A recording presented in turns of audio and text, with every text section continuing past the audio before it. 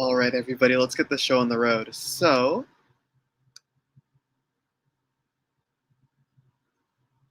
Welcome everyone to the Life Sciences Student Association Study Techniques Workshop. My name is Otto. I'm part of the curriculum committee, and today we're going to be going over some study techniques to help you with this coming school year. So to start about how this is going to kind of work, we're going to start off with the first part of the presentation with existing study methods, stuff that you've probably already heard about, that you might already use, and we're going to just kind of recap those, and maybe if there are any new kind of findings with regards to those study methods, we'll go over them briefly. Then we're going to go over, in the second part of the presentation, some new considerations regarding those study methods or new methods of studying that you may not have heard of before. And in part 3, we're going to go over resources that I have found and that I've consulted with my friends about for studying and focusing. And one thing that I want to make very clear is that part 1 and 2 of this presentations have been thoroughly researched and have citations in each slide about which paper and which researchers they came from. So if you have any questions about that or want me to share the source in the chat, I can absolutely do that at any point or preferably after the presentation. But part 3 is based entirely off of my own experience and those of the people I've discussed with. So parts 1 and 2, the existing study methods and the new study methods, are research-based, while part 3 is more based on my experience. So yeah, let's get to it. So part 1, yeah, these are some insights as to the ones that you might have used before. You know, these are very well-known methods, or what I like to call the tried and true. So probably the most classic one, the ones that we've been using since we were very young in elementary school, are flashcards. In which the basic premise of a flashcard, as I'm sure you guys all know, is that you have a term or a concept that you want to define on one side and a definition or the answer on the other. Ways they're commonly used are, people will look at one term and then look at the other side to try to learn that, to encode that in their memory. But what research has found is that it's best to supplement flashcards with testing yourself rather than just to learn from them. So if you have to study, learn the material in another way first and use flashcards to test yourself or supplement your data and supplement your learning instead of just being the primary way you learn something. So for example, let's say you already have a good understanding of, let's say, different reactions in organic chemistry class. But you want to make sure you already learn those before you use flashcards to test yourself. Or, for example, you can look at one side being the reaction. You could test yourself, oh, do I know the products of this reaction? You could verify your knowledge with using that flashcard as opposed to it being the way that you'll learn that reaction to begin with. Now, as for whether it's better to use physical flashcards or electronic flashcards, we don't really know. Data hasn't been very conclusive as to whether physical or electronic flashcards are more effective. There are definitely advantages and drawbacks for both. For example, based on my personal experience, I find that physical flashcards are much more engaging, and I tend to get distracted a little bit when I'm using electronic flashcards. But that's really more of a kind of personal preference thing. There's no data supporting one over the other. But what the data does show very clearly is that you want to make sure it's not your kind of primary line of defense when studying, and that you have other options, and that it's more of a supplement rather than a support. So practice problems. This is another one that is very, very common and goes way back, is that you essentially, when you have a concept that you're trying to learn, you just take problems that have to do with that concept and do them over and over and over again until you understand the material well.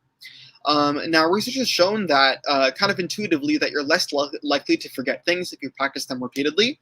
That the more you do something, the more it's encoded within your memory, and the less likely you are to forget it on the day of the exam or just going forward. And so they've also found that numerous repetition of a concept while making mistakes is better than repetition of one thing while slowly tweaking those mistakes. So for example, let's say you're trying to learn how to integrate in a calculus class. If you were to do a bunch of different integral problems of different concepts, it's much better to do a bunch of different ones and make mistakes than to repeat one type of integral problem and make the same mistakes and gradually iron those out. Because as you're kind of learning different integration techniques and making those mistakes, you're ironing mistakes out in different types of integration techniques, and doing so you're able to kind of make cross connections between them, and in removing the errors from one type of integration technique that you're able to get better at another. And also kind of intuitively, the more mistakes you make, it means the more that you're learning, because you're learning, oh, this is a place that I could slip up when I'm doing an exam or when I'm doing another problem in the future. Or you could find that when you make a mistake in one case, oh, this is something that I could make in another problem. I'll make sure to avoid it. So the more mistakes you make, it means the more that you're learning, and that means that you should never really kind of shy away from making mistakes, because it means it's something you can avoid in the future. So studying with friends is another very common, very popular way to study, especially nowadays that we're thankfully returning to in-person classes. Is so group studying, and so it's found that group studying is most effective when you're actively participating. That I know that there's definitely a kind of tendency, and I've seen it myself, to just kind of study with friends by just doing your work alongside them, and occasionally asking, oh, what did you get for this question, or oh, what is this answer.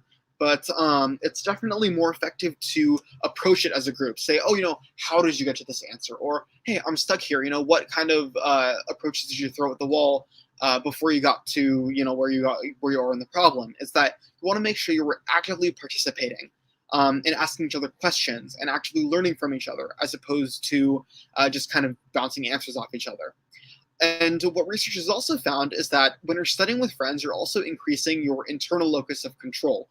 And what that means, essentially, is that you've got more confidence in your own ability. So it means that, when you're taking a test or when you're doing an exam or just doing your own problems, it means that you're more likely to attribute your success to yourself and also your shortcomings. But that's good because it means that you believe that you have the power to change when you fall short in some content or some material. So people who are more likely to study on their own for more extended periods of time can sometimes blame their environment more or their teacher more. But when you study with friends, you have more kind of self-efficacy and more belief that you can and you are going to do well because of your ability. And research has also found is that students who studied more in groups during their undergraduate experience had more confidence in their abilities to teach going forward, and that applied to their extracurricular commitments, as well as those students who went into teaching. And so the students who went into teaching found that they were more confident in their abilities if they had spent more time studying in groups, which makes sense because it makes them kind of more confident in their abilities to share their knowledge and their experience with other peers and with other people. So that's the gist of studying with friends. Now, the Pomodoro method is relatively new. It's gotten quite in the mainstream recently because of its efficacy. Essentially, the Pomodoro method, you spend a certain amount of time studying or doing focused work, and then you spend a certain amount of time taking a break.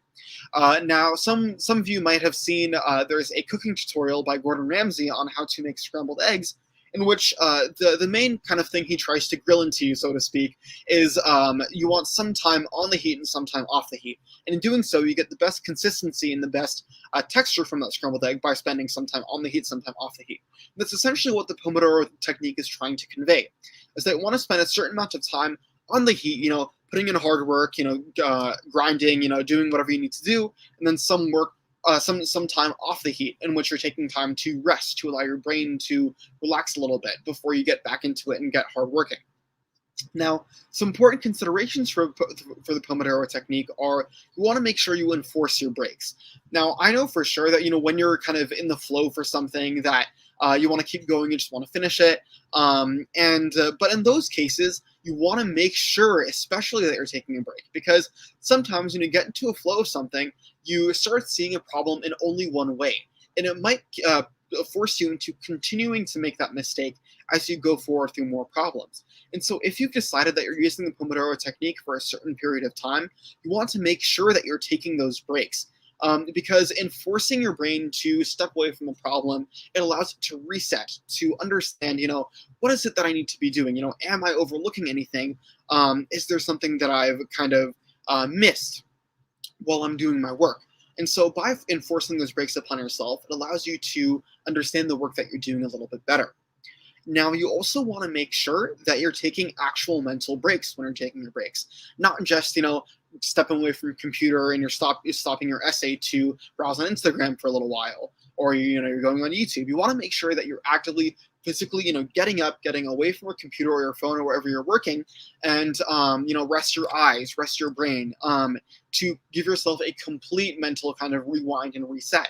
because otherwise it's like if you're at the same location and on the same device that you're kind of using to work, you're not letting your mind reset, because if you're in the same location, it's still in the back of your head.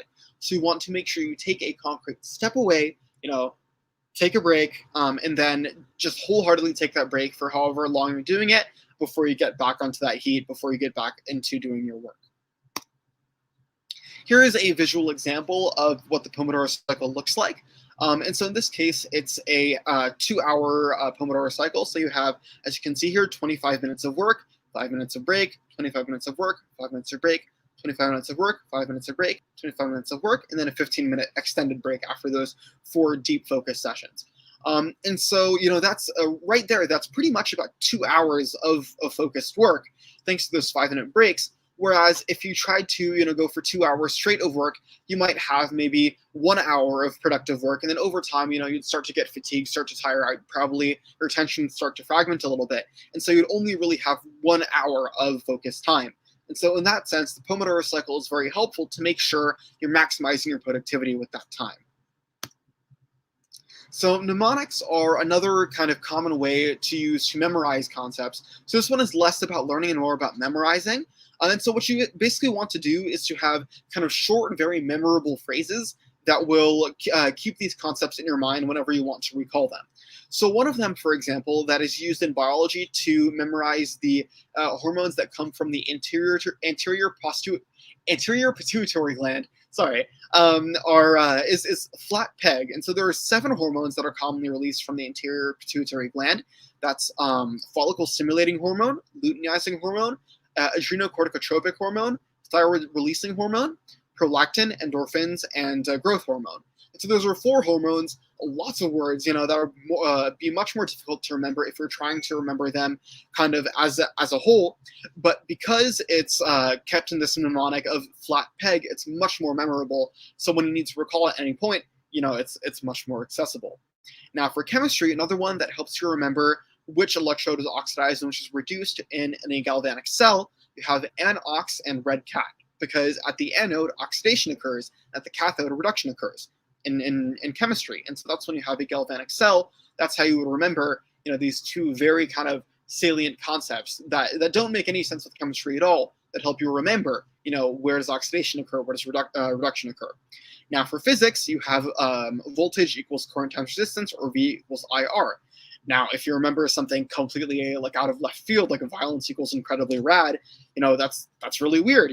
That's going to help you remember that voltage equals current times resistance. And so whenever you're making a mnemonic, you want to make sure that it's something that's distinct enough from the concept that you'll be able to remember at any point, but it's also, linked enough to that concept that you'll be able to remember, oh, this is what it was for. So listening to music, this is one that's might be very popular with a lot of people who are studying. And so there's the results for regards to whether listening to music is helpful in studying or not are pretty inconclusive. So some studies have found that it's useful only in certain contexts when you're reading and doing kind of practice as opposed to actually encoding stuff into memory. There is definite variation between individuals as to what music works for what people. Some people found that classical music worked better for them. Some people found that fast-paced music works better for them. And one thing that while I was kind of making this presentation that I was curious about is whether specifically lo-fi music has an effect on your studying capacity. And so what findings have dictated is that we're not sure. Is that basically, we don't know if the actual type of music affects how you study, but rather the effect of the music on your emotions might be what help you study. And so, emotional arousal in some cases might help you understand, what kind of things, what would help you study better. So, for example, I know myself that fast-paced music helps me study, gets me kind of jammed, excited to help me work harder. But for some people, you might want to be in a more relaxed state of mind, so lo-fi music might work better for you. So it's not so much what type of music you listen to that works between people, but rather how that music makes you feel would affect how you study. And so studies haven't found that in under any case, pretty much that listening to music makes you have like a negative effect or distracts you from studying. But ultimately, it's your call as to whether you want to listen to music while you're studying or not. And it's also been found that white noise can help with recall specifically. So just kind of minor noise in the background may help you remember things while you're encoding them into your memory. That, if you want to memorize something, just kind of light noise in the background might help you get there, which is useful because I think it's very rare that you have a truly kind of quiet environment while you're studying.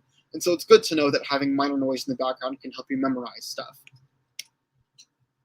So some new considerations with regards to study techniques and kind of how we can approach studying nowadays. And so firstly, I'd like to thank the UCLA Bjork Lab for many of these findings. They're a psychology lab here at UCLA. They shared some of this information with me through the LA program, and I'm very grateful to them for this. To begin with, highlighting is a very kind of a very kind of old school technique, but some new findings have found in 2018 that highlighting is often not used optimally by a lot of students, including university students. And so the first and foremost thing is you want to make sure that you're not highlighting on your first run through a paper. Because for me, at least, it's very tempting when I'm going through a paper to highlight stuff that, I think this would be important, or, this stands out to me, I'll probably need to know it later for an exam or something. And so what research has dictated is that you do not want to highlight on your first run through. Instead, you want to go through the paper as a whole first, because when you're doing that, when you're going through a paper looking to highlight in your first run through, you're not actually getting the whole picture. Instead, you're just looking for, what looks like good information tidbits. But in doing so, you might be missing interim information that is equally, if not more important. So on your first run through a paper, you want to make sure that you're just reading it normally. And then on your second run through, go through and highlight stuff that you had missed beforehand, or things that you might think are interesting. Highlighting also has been found to have different effects for different people.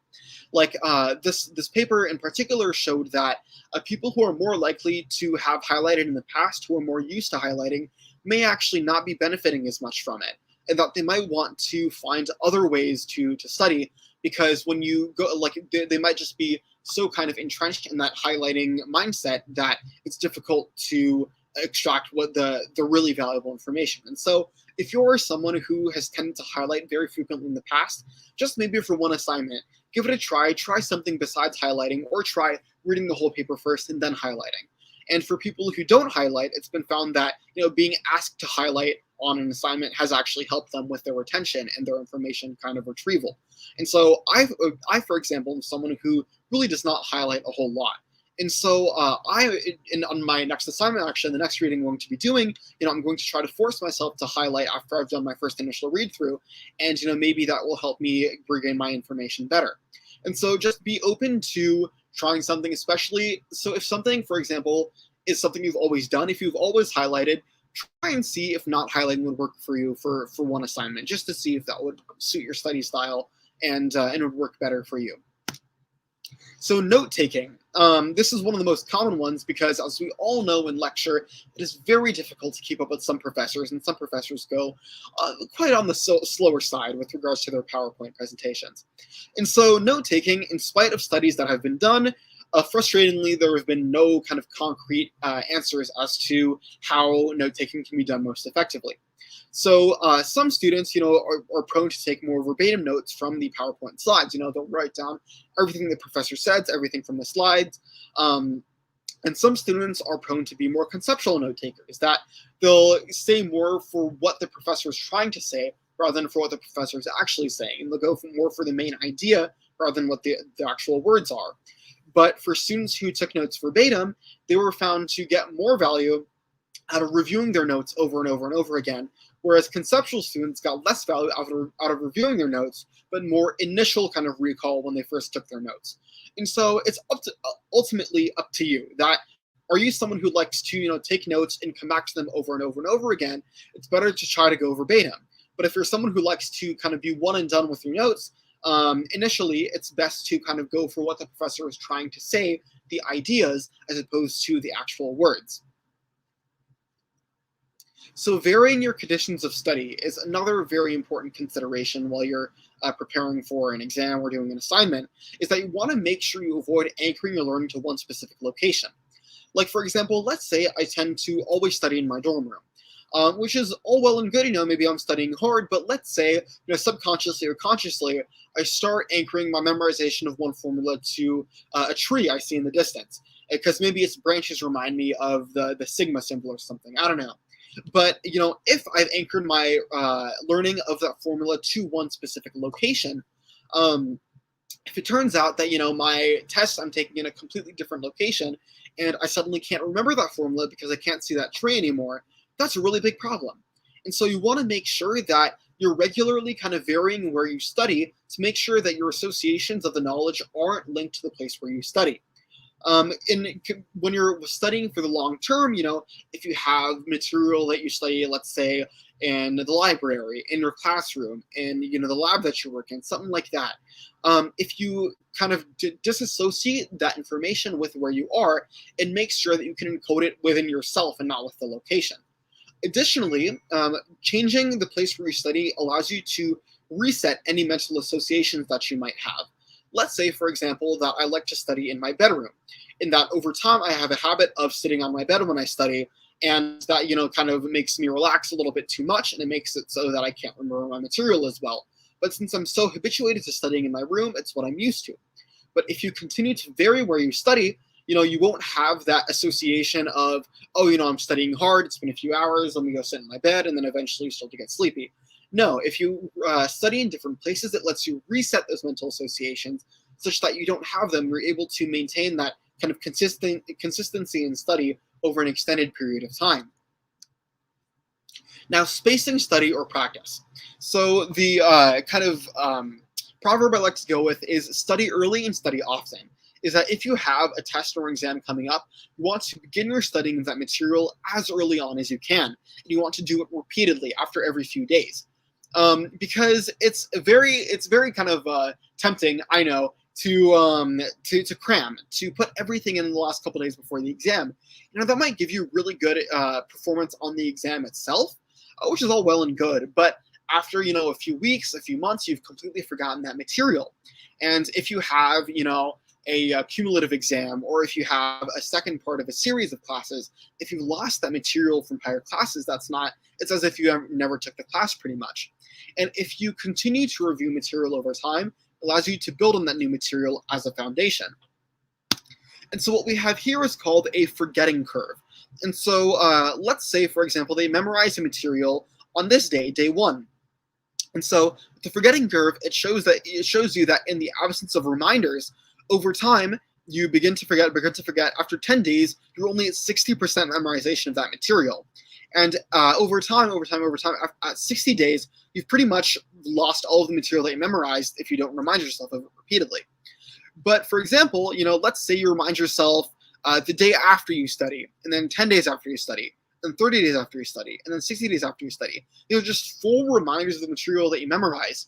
But look, if you maintain that, you've pretty much not forgotten any of the material, or you have a very high odds of remembering that material over time. And so just this little investment of reminders at regular intervals are really good to make sure that you don't forget that material that you've worked so hard to memorize. So chunking is another term that's actually very useful in trying to memorize concepts or trying to remember them. And basically when you're chunking something, you pick one topic and separate it into smaller portions to manage. And it increases retention of things that are not necessarily related. So as this visual example here, let's say you're trying to memorize all of these states. Now, unchunked, I think it'd be very difficult to remember all 8 of these. But if you chunk them, you can separate them into halves in your mind. You have East Coast states, Maine, New York, New Hampshire, Virginia, and West Coast states, Washington, Oregon, California, Nevada. That's much easier to remember, a set of East Coast states and a set of West Coast states than this kind of daunting set of 8 states. And one real kind of great application of chunking is when we're trying to memorize amino acid properties. That's something very important for every bio student if you're hoping to take the MCAT, and for most classes, really. You want to make sure you memorize which amino acids do what. And so you could try to memorize the properties of all 20 amino acids, which is a very scary thing to do, but what's much easier to do is to split them into 4 categories: the positive ones, the negative ones, the polar ones, the non-polar ones. So once you've split them into those 4 groups, can memorize their properties from there. For example, let's say I'm trying to memorize the polar amino acids. Over time, I've remembered that because of chunking and because of my mnemonics that I've made, I know that the polar amino acids are serine, threonine, asparagine, glutamine, cysteine, and yeah, that's all of them. Serine, threonine, glutamine, asparagine, cysteine, and tyrosine. And so now I know those materials because I've chunked them previously. And so now that I know that, oh, hey, I'm focusing in on those polar amino acids, I can also remember that, oh, hey, within these polar amino acids, cysteine is the one that creates disulfide bonds. Also, your brain will like to tell you that the time you spend trying to memorize something equates to knowledge of that content, but that's not necessarily the case. For example, let's say I spent 2 hours just trying to wrap my head around all those 20 amino acids. After an hour, I'd like to think, oh, I spent a lot of really productive time on that, but I might not have, but my brain will like to tell me that I have. But if I spend less time in very kind of regimented, focused ways memorizing those concepts, like even if my brain's like, I don't know if we know that super well, you might know it better than you think. So chunking is a really nice technique if you have a great volume of things to study, of breaking it down into ways that you can remember them better. Interleaving is another method of study that will help you kind of retain this knowledge better. It's basically mixing unrelated or vaguely related topics while learning. Now, this is kind of different from chunking, and basically what you want to make sure is that you're testing what material, like what method of studying works best for you with your material. So interleaving, for example, if you have kind of tangentially related concepts that you think could probably build on each other, it might be best to interleave that material. So, for example, as you can see here in this figure, interleaved study patterns would have you do A, B, C, A, B, C, A, B, C, with A, B, and C being different kind of topics of study. Whereas block study, you have A, B, and C, where these are kind of separate topics of study that's more similar to chunking, in which you basically have an extended period of focus on these 3 different topics over an extended period of time. Now, if you're covering these 3 topics at kind of different intervals, it helps you a lot with synthesis and retention of those materials because you're applying them to each other as you go on. So additionally, you want to make sure that before you take a test, you're managing your expectations. Now, research has shown that performance is correlated to expectations from an exam. And so the paper that I looked into shows that there are kind of 3 levels of expectations for exams. There's one where you expect a multiple choice exam. There's one where you expect a kind of short answer, and one where you expect a long essay question exam. And so students who expect a multiple choice exam tend to learn the material at a more surface level. And in doing so, it kind of impairs their studying. They might do well in the exam, but when it comes to actually being able to reproduce that content or talk about their understanding of it, their understanding is actually pretty weak because they studied it in a context that, I would have at least some external information provided to me through the multiple choice exam. Now, it was found that short answer exams, when prepared for, had the second kind of most understanding of how students could learn their material, where they could reproduce to some extent, or they had a kind of deep understanding of some questions or some concepts, but not all of them. And students who were prepared to produce kind of like long essay questions on their exams, even if their exams were not actual essay exams, were found to have the greatest understanding of their material. So the takeaway from this is, even if you know that an exam is going to be a multiple choice exam or a short-term answer exam, prepare as if it's going to be an essay. Like, act as if you have to reproduce that material from memory, because if you can, that means, you're going to be more than prepared for the time when that exam actually comes around. So essentially, you want to make sure you're expecting the worst from the exam because it'll make sure you study the best. So part 3, here are some resources that could help you to focus and study well. Now, keep in mind that these ones are not as research-based as the previous 2 segments. This is more based off of my personal experience and from what I've talked to my friends. So yeah, hopefully these might be helpful to you as well. Now, Anki is a very popular software, especially among med students. They're electronic flashcards. Basically, you can download flashcards off of the internet or make them yourself. There's a lot of resources available online for Anki cards. So the pro is, you don't have to always make all of that material yourself. Someone's often done that material for you. Another kind of helpful aspect of it is that you can basically indicate how confident you are in the material of those flashcards. So if you found that, oh yeah, like this one flashcard I'm really comfortable with, you can mark it as, oh yes, I know this extremely well, and it'll shuffle it back into the stack, and it won't bring it back to you for an extended period of time, which also ties into that kind of repeated study that we talked about earlier. But if you indicate that, oh, I don't think I know this card extremely well, it will shuffle it into the stack kind of higher up, such that you'll hit upon it again earlier, and it'll kind of anchor that into your mind. The con is, though, is that it's not really an active method of studying, is that you're not producing material yourself, is instead you're basically just going for review. And so Anki is really good for kind of low effort review, if you're on your way to class or something, or if you're like half asleep and just want to get some review in, it's good for that kind of passive absorption of knowledge, but it's not really active, and so it shouldn't be relied upon as your kind of main method of studying. Now, Stay Focused is more of a focus than a studying extension that I've found to be very useful. And so what it does is it essentially limits time spent on websites that you can find distracting. So you can allot yourself a certain amount of time on websites that you want that you find distracting or that you tend to waste time on. And once that time is elapsed, it will block you from showing that it'll block you from accessing that website. It's kind of entertaining, actually. It'll come up with a message that says, "Oh, shouldn't you be working?" So it works for me, at least, because it makes me feel embarrassed. It's like, oh shoot, I should be working. But the con is it's comparatively easy to circumvent. I mean, if you're really intent on being distracted, your brain will find a way around it. But if you find that, you're getting distracted by minor things here and there, or if you want to allot yourself a certain amount of time to work hard on something that you need to do, it's something that you can do fairly easily.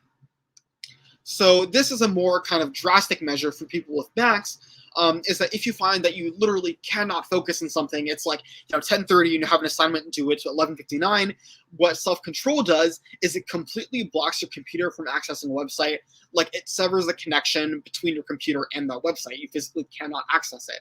And so I found it to be very useful in kind of last-ditch efforts when I don't have any, I cannot get myself distracted. I'll put everything, all the social media, everything in the self-control app, and it will block you from accessing it for a certain amount of time. But that's also a con, is that it's literally entirely inflexible after you decided to block a site.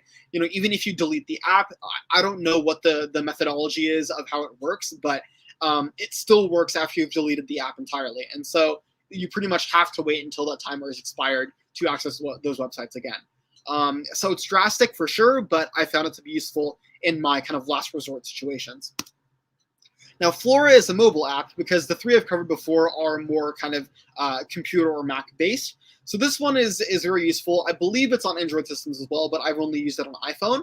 So essentially what it does is it gives you a preset amount of time, up to 3 hours, in which it grows a digital tree. If you open another app within that time frame, it basically kills off the tree.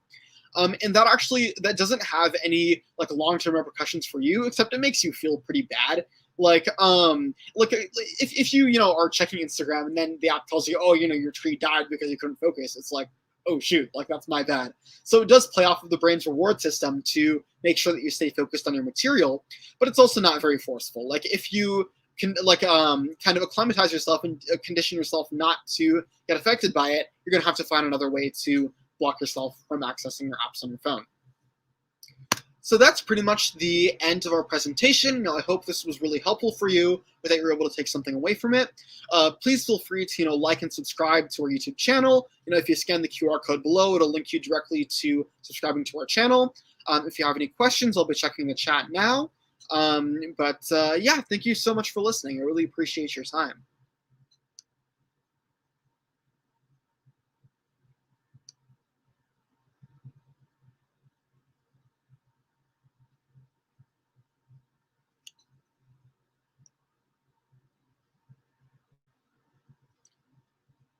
Alrighty, I think this will be the.